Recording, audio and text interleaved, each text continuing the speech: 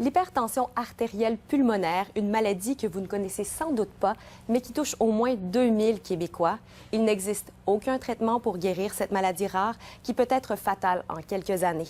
Mais une nouvelle étude sur un médicament lancé par l'Institut universitaire de cardiologie et de pneumologie de Québec donne de l'espoir. Nicole Germain. Richard et Karine souffrent d'hypertension artérielle pulmonaire. Il s'agit d'une maladie rare qui cause un épaississement des petites artères des poumons, obstruant ainsi la circulation du sang. Les patients deviennent alors essoufflés. Il a fallu que j'arrête de travailler, j'avais plus le pouvoir de le faire. J'étais plus capable de marcher, j'avais de la misère à respirer. Juste vous parler, j'aurais été essoufflée. Puis je faisais des syncopes aussi. Ça demeure un pronostic qui est plus mauvais que la plupart des cancers actuellement.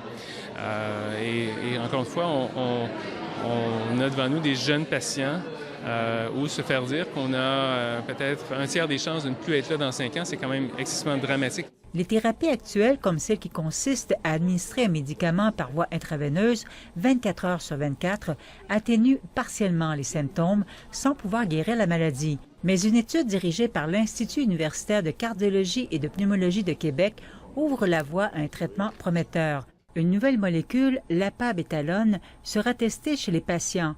Elle aurait la capacité de modifier l'expression des gènes responsables de la multiplication des cellules qui s'accumulent au point de boucher les artères pulmonaires.